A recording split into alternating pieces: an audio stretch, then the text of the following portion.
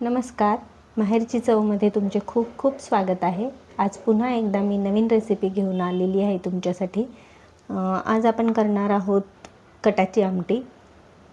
त्यासाठी लागणारं साहित्य, जेव्हा आपण डाळ शिजवतो, डाळ शिजल्यानंतर जे पाणी निघतं ते पाणी काढून घ्यायचं असतं, त्यालाच कट म्हणतात. आणि त्याच्यासाठी हा मसाला लागेल: कांदा, खोबरं, लसूण आणि मी थोडासा कढीपत्ताही टाकलेला आहे आणि त्याची छान बारीक पेस्ट करून घेतलेली आहे. त्याच्यासोबतच हळद, तिखट, मीठ, मोहरी, जिरे, हा गोडा मसाला आहे, हा काळा मसाला आहे आणि हा पण गोडा मसाल्याचाच काळा तिखटाचा प्रकार आहे. हा पण दोन्ही हे जवळपास सारखेच आहेत, पण वेगवेगळे, थोडीशी चवमध्ये फरक आहे.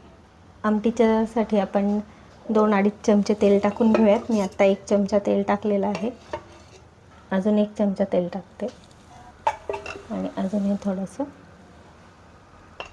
असे जवळपास मी 2.25 चमचे तेल टाकलेलं आहे. तेल तापल्यावर आपण त्याच्यामध्ये मसाले टाकून घेऊयात. तेल तापलेलं आहे. आता आपण ह्याच्यामध्ये जिरे टाकू. मोहरी आणि जिरे टाकून घेऊया. मोहरी जिरे छान तडतडले की आपण लगेच, मी हिंग दाखवला नव्हता, हिंग टाकून घेऊयात चिमूटभर. आणि मग हा सर्व मसाला, कांदा खोबऱ्याचा जो मसाला होता तो सगळं टाकून घेऊ. तो सर्व मसाला मी टाकलेला आहे. हा मसाला छान भाजून घेऊयात. कटाची आमटी करताना, डाळ शिजवताना जेवढं जास्त पाणी टाकूत आपण, तेवढं त्याचा कट तयार होतो. पण जास्तही पाणी नाही टाकायचं, नाहीतर ते कुकरमधून बाहेर येऊ शकतं. म्हणजे बेतानीच पाणी टाका. हे छान मसाला भाजून घेऊयात. तेल सुटेस तोपर्यंत मसाला भाजूत आपण. तुम्ही पाहू शकता, ह्याला छान मस्तपैकी तेल सुटलेलं आहे. आता आपण एक एक मसाले टाकून घेऊया.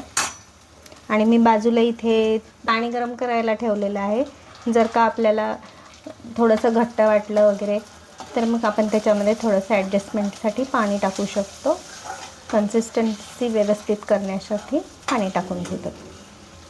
2 चमचे तिखट टाकले मी. वरती अजून 1 पाव चमचा हळद,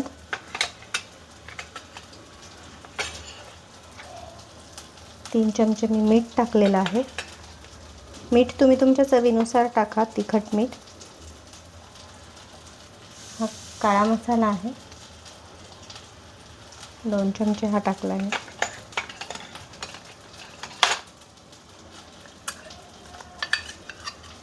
हा गोडा मसाला आहे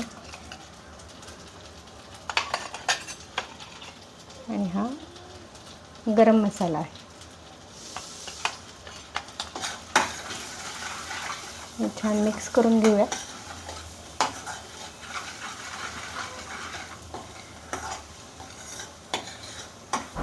मसाले छान 1-2 मिनटं परतून घेऊत आपण. फक्त मसाले हे करपू नाही द्यायचे. तुम्ही पाहू शकता सगळे मसाले मस्त छान मिक्स झालेले आहेत. आता आपण ह्याच्यामध्ये हे कट जो घेतलेला आहे आपण, तो कट टाकून देऊ. मी ह्याच्यामध्ये कट टाकताना थोडीशी जी डाळ असते ना, ती डाळही टाकली की जी खाताना अशी डाळ लागली की फार मस्त वाटतं, छान टेस्ट येते. मी ह्याच्यामध्ये थोडंसं जे गोड पुरण असतं ना, ते थोडंसं 1 चमचा टाकते. तुम्हाला आवडत असेल तर तुम्ही टाकू शकता, पण ह्याच्याने पण टेस्ट छान येते. ह्याच्यामध्ये आपण खाताना लिंबू पिळून पण घेता येतं, किंवा बरेचसे जण ह्याच्यामध्ये चिंचही टाकतात. बरीच घट्ट झालेली आहे कटाची आमटी, ही बऱ्यापैकी पातळ असते, त्यामुळे आपण ह्याच्यामध्ये पाणी टाकून घेऊ. हे इकडे साईडला गरम पाणी करून घेतलं होतं, तर आपण हे भांड्यामध्ये टाकू, जेणेकरून ह्याला राहिलेलं भांड्याला लागलेला जो कटाचा हे होतं ते निघून येईल. तुम्ही पाहू शकता कसा मस्त छान तवंग आलेला आहे, तो दिसत आहे.